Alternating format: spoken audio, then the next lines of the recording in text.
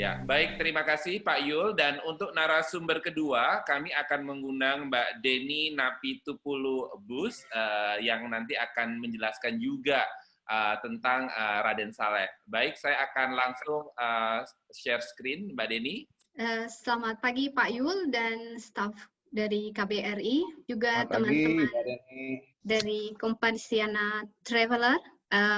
Hari ini saya juga ingin berbagi tentang jejak Raden Saleh di Maxen Dresden. Berhubung saya pernah tinggal di sana untuk beberapa waktu. Saat itu saya studi mengambil S2 dan S3 kebetulan di Dresden. Jadi sedikit walaupun tidak begitu precise, karena saya baru saja hari ini mendengarkan lebih detail lagi, saya meminta maaf karena referensi saya tidak begitu akurat. Jadi saya akan lebih banyak bercerita tentang pengalaman yang saya dapatkan saat di Dresden. Ini adalah foto yang saya ambil dari salah satu sisi Blauhaus, dan beginilah bisa dibayangkan bagaimana Raden Saleh menikmati pemandangan ini sebagai seorang seniman dan menumbuhkan berbagai ide di dalam pemikiran. Ini di halaman kedua ini adalah salah satu lukisan yang terkenal dari Raden Saleh tentang musim dingin di Maxen. Sementara perjalanan Raden Saleh menuju ke Dresden dari Semarang ke Belgia, tadi kata Pak Yul, terus lanjut ke Nederland, habis itu baru ke beberapa kota di Jerman dan berhenti di Mulbach. Tepatnya sebenarnya di kota Maxen itu bernama Mulbach. Jadi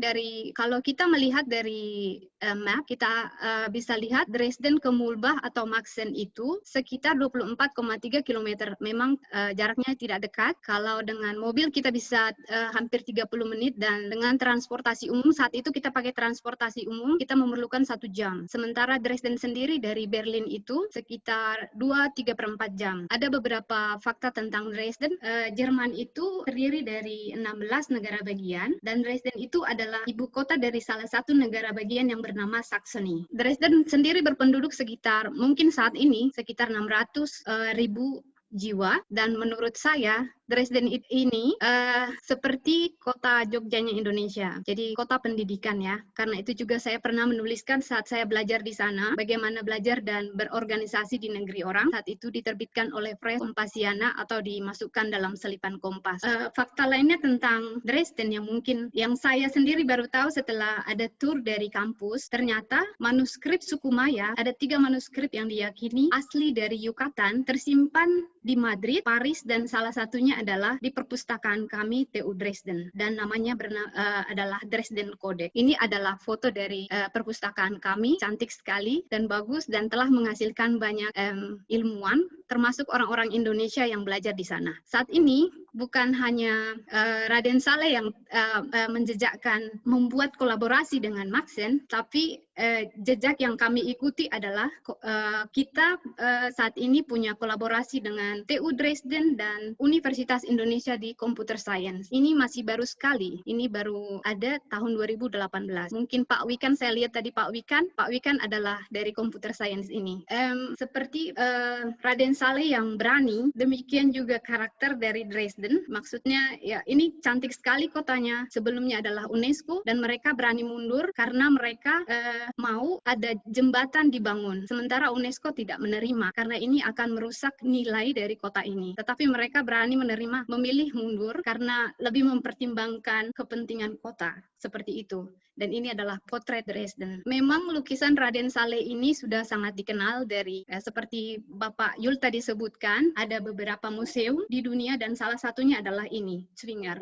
Namanya adalah Zwinger. Bapak Soeharto sendiri dulu berniat mengunjungi museum ini, sayangnya tidak jadi. Itu tahun 1995. Ini adalah sejarah yang kurang bagus karena beliau di demo di sini. Jadi kunjungan hari itu dibatalkan. Ini adalah Raden Saleh di Dresden, bagaimana jejak beliau. Dan kalau saya lihat dari referensi yang saya baca, kekaguman saya pada sosok Raden Saleh itu bukan hanya tentang kepintaran beliau, tentang penguasaan beberapa ilmu pengetahuan, tetapi juga keramahannya. Dan ini adalah salah satu poin yang saya dengarkan juga dari teman-teman internasional tentang orang-orang Indonesia, dan semoga kita bisa tetap pertahankan. Itu juga yang membuat saya rasa ya, seperti Mayor Friedrich Anton Seres dan istrinya merasa begitu dekat dan bahkan menganggap Raden Saleh menjadi anak. Dan inilah yang menjadi hasil dari berekspresi dengan bebas di Maxen, di mana Raden Saleh setelah di Maxen itu lebih memilih mengenakan pakaian Muslim Jawa. Tidak seperti saat di Belanda, berpakaiannya ini saya buatkan perbedaannya. Dan selain itu juga mempengaruhi terhadap karyanya, di mana tadinya lebih fokus dengan potret dan pemandangan, tetapi setelah di Maxen, Raden Saleh agak bergeser ke arah perburuan. Dan ini sangat detail dan lumayan sulit kalau dilihat. Selanjutnya adalah bagaimana jejak Raden Saleh tersebut di Maxen. Kita bisa melihat kehadiran Blauhaus atau Masjid Biru. Sebenarnya Masjid Biru ini tidak dipakai untuk ibadah. Ini adalah semata-mata hadiah penghargaan yang dilakukan oleh keluarga Seres kepada Raden Saleh yang saat ini tetap ada di sana dan bisa dikunjungi. Seperti dituliskan oleh Raden Saleh bahwa mengaku kalau Maxen itu adalah kota terindah yang dikenangnya, ini tidak lepas dari kekeluargaan yang dia terima, yang dia dapatkan dari keluarga Seres. Jejak yang saya maksud di Mulbah atau Maxen itu adalah terkait dari Dorfes. Maksudnya yang bisa nyata kita lihat saat ini bagaimana masyarakat tetap membuat Blauhaus dibawa setiap kali melakukan Dorfest. Dorfest itu adalah semacam pesta rakyat untuk menandai berakhirnya musim panas di daerah Maxen. Jadi mereka mengadakan pawai, mengadakan semua ikut ke jalan, memperlihatkan kostum masa lalu di masa sekarang dan bagaimana perkembangan kehidupan di kota Maxen ini termasuk ketika kehadiran Raden Saleh ada di sana. Karena itu juga seperti disebutkan Pak Yul tadi, Raden Saleh ini benar-benar menyatu dengan kehidupan Maxen. Inilah salah satu contoh yang bisa kita lihat hingga saat ini. Jadi setiap kali ada perayaan Dorfest di sana, masyarakat Indonesia biasanya diundang untuk ikut pawai seperti ini. Bahkan barisan dari Raden Saleh itu masih di depan dari raja dari Friedrich August ketiga. Begitulah berharganya, begitulah mereka menerima Raden Saleh di kota ini. Dan persahabatan manis yang dimiliki oleh keluarga Seres dengan Raden Saleh itu dituliskan dengan aksara Jawa dan juga bahasa Jerman di atas di atas pintu masuk dari kubah biru ini, yang artinya hormatilah Tuhan dan cintailah sesama manusia. Ternyata bukan hanya Raden Saleh yang menyukai tempat ini. Dulu pengarang terkenal dari Denmark, Hans Christian Andersen itu juga pernah di sini, bahkan dituliskan sama ibu yang menjaga, yang merawat Blauhaus ini bahwa pernah beliau di sana 13 kali duduk. Jadi ini spotnya sama, saya ambil untuk memperbandingkan. Jika Pak Yul tadi menyebutkan bahwa Dresden itu juga sudah menjadi kumpulan dari seniman, ini adalah spot yang mereka sangat suka pada saat itu. Namanya Bulterrasse. Dan di Bulterrasse juga awal dari sekolah yang menjadi dipindahkan ke TU Dresden. Ini adalah foto yang sebelah kiri. Saya nggak bisa point, tapi beginilah posisinya, beginilah kondisinya sehingga para pemikir, para seniman begitu mencintai Dresden. Mungkin karena saya dari Dresden dulunya, bukan berarti saya terlalu melebih-lebihkan, tapi silahkan kunjungi, silahkan datang menapak tilas dan sekaligus nanti menapak tilas juga di mana Raden Saleh pernah tinggal. Seperti dituliskan oleh Bapak Duta Besar kita, mantan Bapak Duta Besar maksudnya, Pak Edi Pratomo, bahwa Raden Saleh itu adalah First Ambassador of Indonesian in Germany. So duta seni seperti kata Pak Yul tadi. Apa yang kita bisa lihat sampai saat ini, memang hidup dari Raden Saleh ini membawa pengaruh yang luar biasa, bukan hanya di Indonesia, tetapi juga sampai saat ini di Dresden atau di Jerman. Jadi kami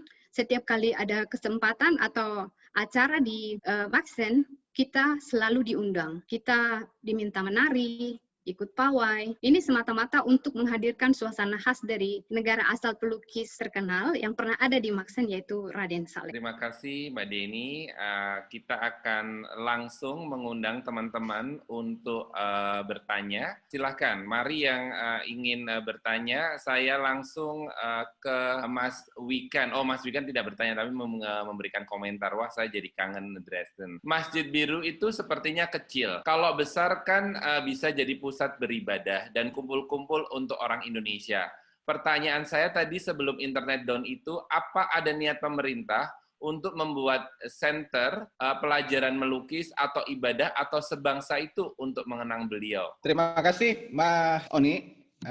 Sampai saat ini belum ada, Mas Oni ya.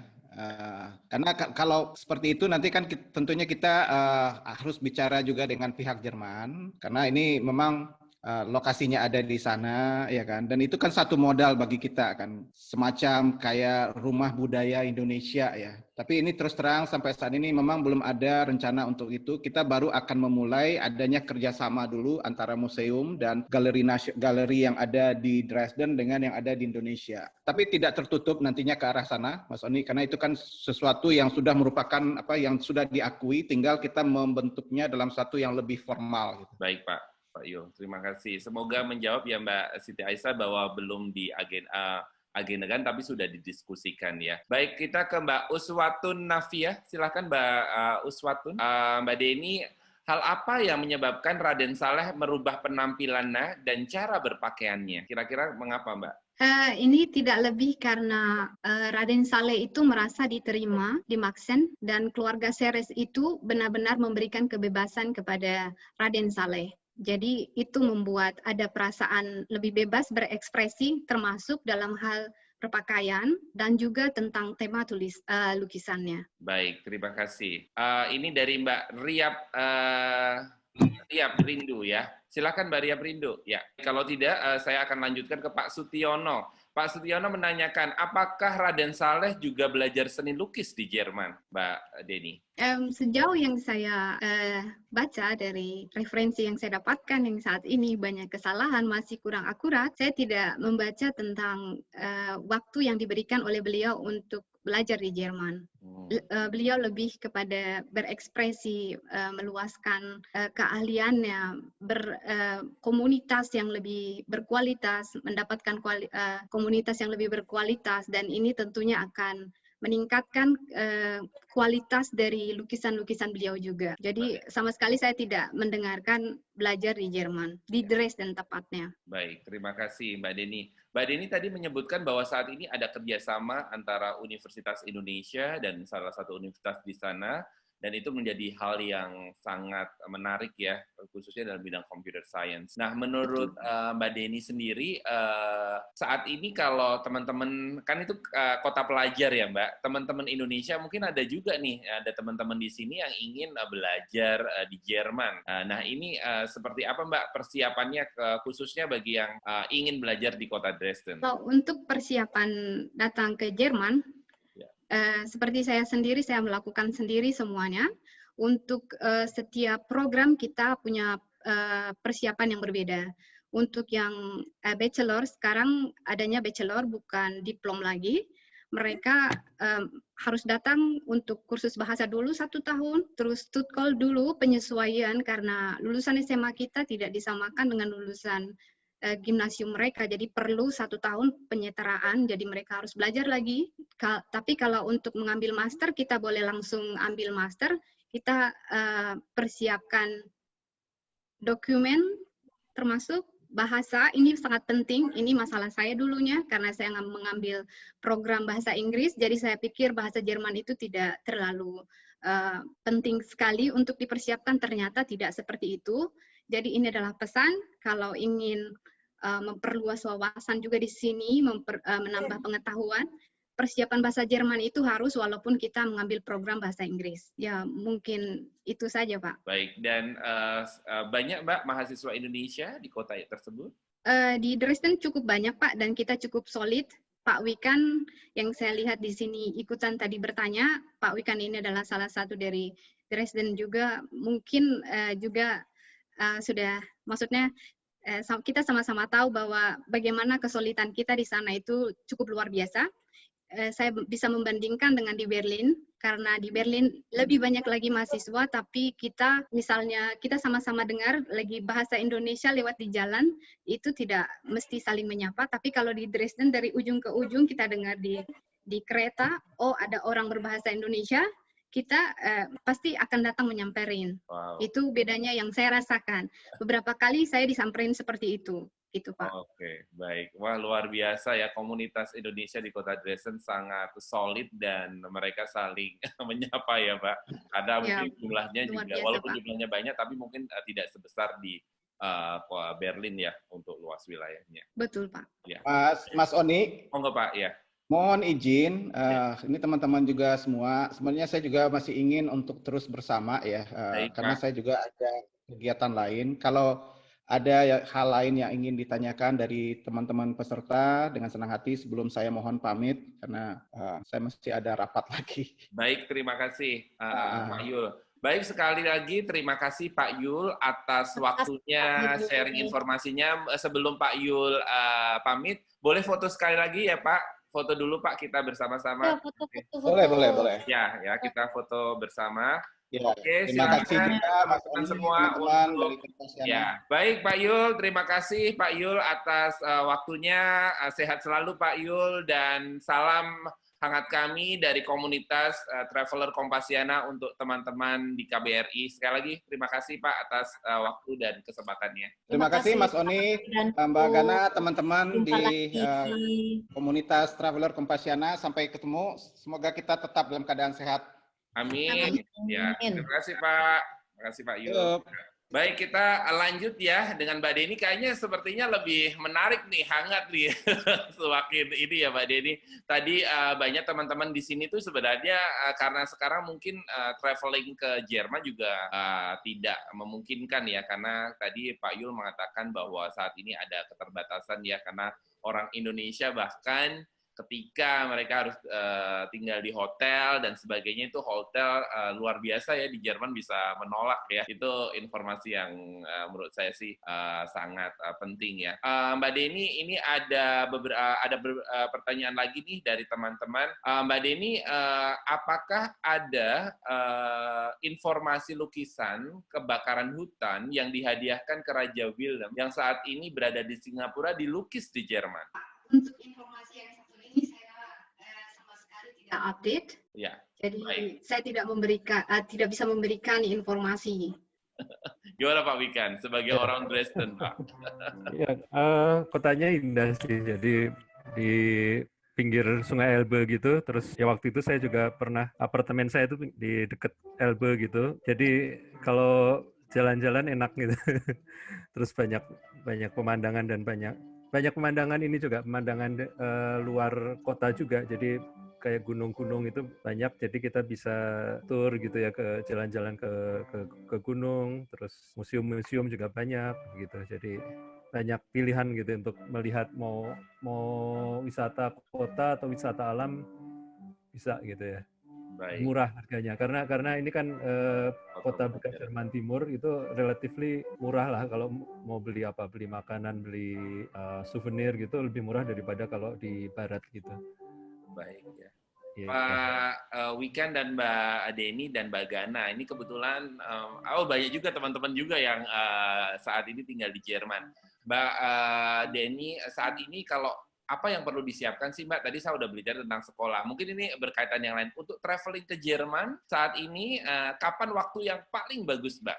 Mungkin saat ini enggak ya, tapi dalam bulan apa Mbak biasanya orang itu liburan ke Jerman? Kalau untuk setelah pandemi ini, setelah pandemi bukan jadi masalah, menurut saya traveling ke Jerman itu karena saya senang melihat yang hijau, yang segar, itu musim semi, itu adalah salah satu pilihan. Dan selain itu kita juga bisa traveling ke barat, ke Bayern misalkan, untuk melihat esnya masih ada saat musim semi, tapi dapat dua, jadi dapat pemandangan esnya, dapat musim seminya. Terus selain itu kita juga saat musim gugur, saat sekarang ini akhir pertengahan Oktober, itu juga menarik kalau misalkan cukup tahan dengan dingin. Itu untuk traveling lumayan, dan itu tidak high season karena orang-orang Eropa itu traveling saat musim panas itu sangat banyak, jadi padat, dan maksudnya pengaruhnya adalah harga yang lebih mahal. Sementara musim semi dan saat autumn itu jadi di antara musim panas, jadi bisa harga lebih murah. Sementara kita yang dari Indonesia ini 2 musim ini yang kita tidak punya. Luar biasa. Terima kasih. Mbak Gana ingin menambahkan, Pak Wikan ingin menambahkan, ini adalah sesi kita yang terakhir nih sebenarnya sebelum kita break untuk evaluasi. Mbak Gana, Pak Wikan yang di Jerman dan teman-teman di Jerman, saya yakin nih banyak teman-teman di Iya nih, banyak. Ada Pak Rainer, ada Mbak Siti, ada Mbak Teti, ada Mbak Nurlina. Aduh, semua warga Jerman pada berbondong-bondong nih. Dan saya sebelum mungkin kita nanti kasih kesempatan yang dari Jerman nih untuk mereka. Boleh. Kan udah ke tempat-tempat itu ya, Mbak Deni. Ini kan Raden Saleh kan pernah ke kota-kota Jerman, nggak hanya Dresden ya, ada Berlin, ada Düsseldorf, ada Frankfurt. Kalau menurut saya sih dari kota-kota itu yang paling indah itu saya pikir Dresden. Kalau saya di sana tuh seperti di dunia dongeng gitu ya. Dan kayaknya mau jalan terus setiap hari aja nggak pernah bosen. Nah, kalau Mbak Deni ini kan juga tinggal di Dresden, juga tinggal di Stuttgart, juga tinggal di Berlin. Jadi tinggalnya di mana-mana. Kalau saya kan tinggalnya di ini, tapi kemana-mana dari Jerman atas, Jerman bawah, barat sampai timur itu semua sudah dikelilingi sampai jadi satu buku itu ya. Menurut kamu yang sudah pernah tinggal, itu kota-kota mana yang paling cantik nih? Kalau tadi kan dikatakan kota Maxen tadi ya, untuk Raden Saleh ya. Ya, betul. Kalau menurut tepatnya Mulbah ya. Kalau untuk menurut kamu sendiri bagaimana nih? Kalau untuk kecantikan karena saya dari arsitektur, saya akan memilih Dresden. Karena bangunan-bangunannya seperti tadi di presentasi saya itu, mereka itu punya bangunan yang unik. Jadi fasadnya itu, eksteriornya itu, batunya itu warnanya agak menghitam. Itu tidak semua daerah di Jerman punya. Itu khusus di daerah ini saja. Jadi itu pengaruh alam juga yang membentuk warna batu seperti itu. Dan itu juga salah satunya yang membuat, maksudnya, daya tarik dari kota ini. Jadi menurut saya memang sangat cantik. Satu sisi saya menyayangkan kenapa mereka menarik diri dari UNESCO, tapi ini di satu sisi lagi saya melihat juga bagaimana mereka memprioritaskan wilayah mereka, bahwa mereka membutuhkan jembatan biar tidak macet. Mereka tetap bertahan untuk itu, mereka tidak mau, kita tidak apa-apa keluar dari UNESCO, tapi kamilah yang tahu kebutuhan kami. Jadi seperti Raden Saleh yang begitu kuat pendiriannya untuk pergi meninggalkan Belanda, begitu juga ada karakter-karakter yang saya lihat di sana. Jadi saya memilih Dresden untuk kecantikan. Ini dari Mbak Nurlina nih, ini kayaknya sama-sama Batak nih ya. Dan dia tinggal di Jerman kan, nanti mungkin ada Persatuan Batak ini connect dengan Mbak Deni bikin acara keren. Silakan Mbak Nurlina, mungkin ada pertanyaan? Halo semuanya, terima kasih Mbak Gana ini udah diajak gabung nih. Ketepatan saya lagi di kota Dortmund nih sekarang. Tinggal di sekitar Frankfurt. Halo Mbak Deni, saya juga orang Batak, ngurusin juga. Yang saya pertanyakan di sini, Dresden itu kan termasuk dari di Jerman itu bagian timur ya? Betul, Bu. Terus kan kita itu terkenal sekali di bagian timur itu kan, maaf ya, istilahnya untuk orang asing bisa bilang Jerman Nazi kan gitu ya. Di sana kan banyak sekali. Nah, apakah itu tidak mengganggu segala kegiatan kita atau aktivitas seperti orang-orang kita, orang Indonesia sebagai orang asing? Karena saya sendiri pernah itu nggak jauh dari itu, sekitar perbatasan Pokan, kita juga ketepatan ada usaha di sana. Saya sendiri itu dari Berlin itu sekitar 2 jam, ya. Nah, saya sendiri sebagai, kalau saya ikut suami saya di sana dalam ada usaha itu, saya tuh nggak berani pergi sendiri keluar gitu. Nah, jadi mengingat tadi hasil dari semua penuturan Mbak Deni itu saya sendiri juga belum ke Dresden, tapi karena Mbak Deni sudah itu interesan sekali buat saya. Jadi apa yang menjadi pertanyaan saya, fokusnya untuk kita orang asing Dresden itu tidak takut-takut gitu untuk keluar sendiri atau beraktivitas. Nah, itu gimana dengan orang Jerman sendiri yang di situ yang disebut maaf Nazi gitu. Terima kasih Kak untuk pertanyaannya. Hal yang sama juga saya dengarkan dari keluarga saat pertama sekali tahun 2005. Tahun 2005 saya pertama sekali datang ke Jerman. Jadi saat itu mau melanjutkan studi master. Saya memberitahukan keluarga saya diterima di Dresden sama satu lagi material science di kota lain, tapi lebih kecil, jadi saya memilih Dresden. Segitu mereka mendengarkan Dresden dan Jerman Timur, bekas Jerman Timur, mereka juga bilang, seperti yang dikatakan sama kakak, apakah saya tidak akan berpikir ulang untuk datang? Dan setelah dijalani di sana, memang mereka itu karakternya agak lebih dingin, tapi mereka tidak mengganggu. Justru saat ini, maksudnya saya merasa di Berlin itu lebih kurang aman dibanding di Dresden. Di Berlin itu lebih multikultur, lebih terbuka, tapi justru saya merasakan lebih nyaman di Dresden, di kota yang disebutkan banyak dari partai yang kiri, yang maksudnya dari yang seperti kakak sebutkan tadi, yang bekas-bekas Nazi itu. Enggak, sama sekali enggak ada perasaan itu. Maksudnya perlakuan yang kurang bagus terhadap orang asing itu tidak saya rasakan di sana, sama sekali enggak. Cuma ya mereka itu tidak banyak yang berbahasa Inggris, susah mendapatkan yang berbahasa Inggris. Justru lebih banyak oma-oma itu bisa berbahasa Rusia daripada berbahasa Inggris. Itu karena mereka itu dulu kiblatnya memang ke Rusia, jadi Jerman Timur. Tapi selebihnya perlakuan atau rasis itu tidak saya rasakan, Kak. Ya, Mas Rainer kayaknya dari tadi banyak nih memberikan chat. Sekarang. Ya, sebenarnya di kepala saya banyak tapi belum terarah, belum ada ide tertentu. Kalau soal Dresden itu kan lebih sekedar bercanda ya tentang situasi sekarang, terutama untuk orang asing dan masalah pengungsi dan lainnya. Kalau Raden Salehnya, saya rasa sebenarnya bagus juga kalau kita mencoba memandang sebenarnya apa khasnya atau kenapa seorang Raden Saleh sebagai orang yang dari Jawa, Pulau Jawa katakanlah, bisa menjadi begitu terkenal di Dresden di saat itu. Saya rasa juga ada ketergantungan dengan ketertarikan daerah itu, Dresden, khususnya Dresden sebagai semacam ibu kota budaya ya, terhadap eksotisme lah, terhadap yang jauh dan yang berbeda sekali. Mereka terbuka di satu pihak, tapi di lain pihak juga kalau kita memandang lukisannya Raden Salehnya sendiri, kita sebenarnya harus tanya, kok yang digambar di situ apa ya?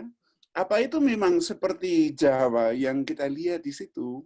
Dan kalau saya pandang rasanya ya ada unsurnya, ada mungkin pakaian tapi juga ada yang kok jauh sekali ya, sebenarnya nggak seperti Indonesia sama sekali.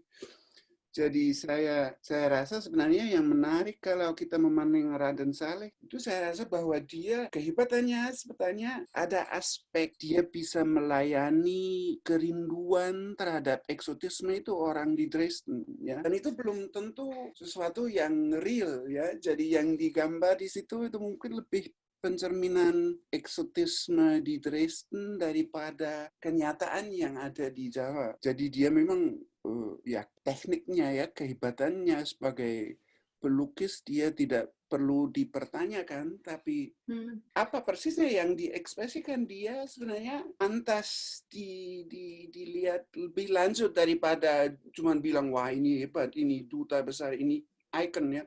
Saatnya kita ikonkan seseorang, sudah kita nggak lihat, kita nggak ingin lebih dalam ya, padahal itu justru itu yang menarik menurut saya ya. Jadi kalau kita misalnya bilang wah di Belanda dianggap Inland Raja, di Jerman kehebatannya diakui ya, bisa dibilang seperti itu, tapi bisa juga tanya ya sebenarnya apa yang dilayani seorang Raden Saleh ya, apa memang dia memandang Jawa seadanya atau dia melayani suatu bayangan yang ada di Dresden yang belum tentu real ya. Juga melihat kalau di pertengahan abad 19 belum ada kamera, belum ada ya, jadi seorang di Dresden yang tertarik pulau yang jauh sekali ya, dia sebenarnya nggak bisa melihat seperti kita sekarang. Jadi seorang Raden Saleh menjadi duta besar, tapi dia juga melayani sesuatu yang diharapkan ya dari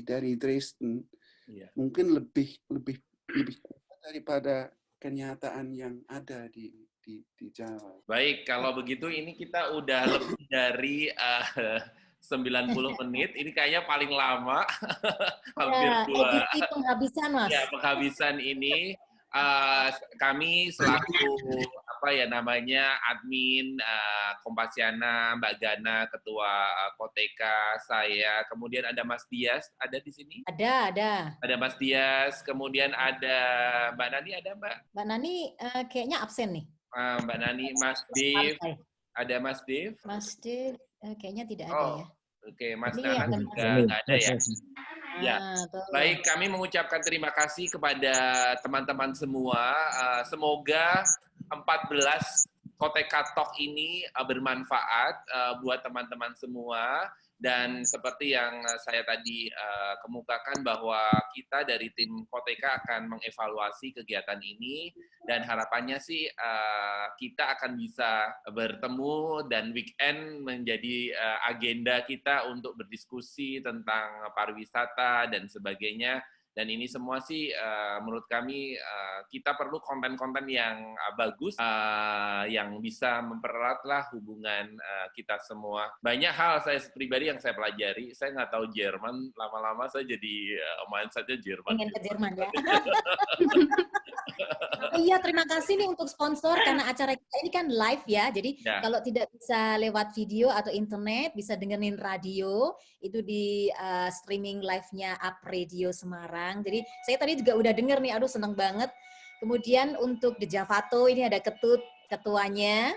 Terus ada Mbak Poppy, ada siapa lagi dari KBRI Jerman, KBRI Swiss, KBRI Austria, KBRI Hungaria, aduh pokoknya seneng banget, termasuk peserta yang setia hadir, Mas. Iya, bela-belain ya. Sabtu malam minggu biasanya santai-santai, ini belajar menggali wawasan ilmu dari negara lain, dari negara sendiri. Aduh pokoknya keren, saya seneng banget. Karena kalau cari ilmu itu kan nggak hanya di Indonesia, tapi di luar negeri juga bisa ya. Baik, terima kasih sekali lagi, dan kami mohon maaf jika ada hal-hal yang selama ini mungkin kurang berkenan, dan kita akan berjumpa lagi, nanti akan diumumkan sama Mbak Gana gimana proses selanjutnya ya. Tetap sehat saat ini di Indonesia, khususnya di Jakarta. Kemarin mungkin banyak teman-teman yang menonton bahwa kondisi di Jakarta sedang tidak kondusif ya, karena banyak demo, karena Omnibus Law yang barusan dikeluarkan oleh pemerintah. Tapi kita semua sih berharap bahwa ya Indonesia akan cepat ya recovery-nya dari COVID, dan kita bisa traveling lagi. Menurut saya sudah rindu untuk traveling. Baik, sekali lagi Mbak Gana. Ini terima kasih Mbak Deni sebagai speaker hari ini. Ya. Ini kita doakan saja, kan mertuanya Mbak Deni sedang sakit di rumah sakit sudah lama ya. Semoga lekas sembuh. Ya, terima kasih. Terima kasih semuanya. Ya. Semoga lekas sembuh ya Mbak. Sebenarnya. Iya, harus gantian ke rumah sakit ini. Jadi dia menyempatkan diri untuk ikut Zoom. Saya bilang, Mbak, kita butuh. Akhirnya dia harus mengatur waktu rumah sakit dengan Zoom ini. Ya, the last minute ya Mbak, the last minute semuanya. Jadi maaf sekali presentasi saya benar-benar. Bagus Mbak, keren. Rasanya keren. Tidak saya persiapkan, cuma beberapa jam. Keren Mbak. Baik, terima kasih. Kita tutup ya. Sekali lagi, terima kasih. Stay safe and healthy. Terima kasih semuanya. Terima kasih Bapak-bapak, ibu-ibu semuanya. Selamat berakhir pekan. Dan terima kasih semuanya yang dari Jerman. Aduh keren banget, banyak banget. Terima kasih semuanya. Terima lagi Mas Rainer, Mbak Teti, Mbak Lina. Ya, Pak Rainer terima kasih. Mbak Deni. Terima kasih. Dan ada Mbak Lina. Makasih Mbak Gana. Mbak Uswatu. Makasih Mbak Gana. Pak Wika. Terima kasih semuanya. Ya, Mbak Erida. Terima kasih. Mau bukunya. Pak Taufik, Pak Tri. Pak Tri di Sulawesi nih, di Gunung Lokon. Nah, ada Mbak Kartika, ada Mbak Windu, ada Pak Dias, ada Mbak Dia, ada Mbak Lisa. Ya Mbak, terima kasih. Iya, keren-keren. Saya pengen ke Gunung Lokon nih. Mari, Marjo. Marjo. Marjo, Mas Ada Tri. Pak Sutiono yang selalu Ya, setia. masih Mas. Akan Mbak Oni. Kemarin itu. Nah, ada Uswatun, ada Mbak Nita, ada Up Radio, Mbak Santi, ada Mas Oni selalu ya. Ada Ketut, pokoknya ini sponsor kita nih, pokoknya kasih hadiah harus rajin.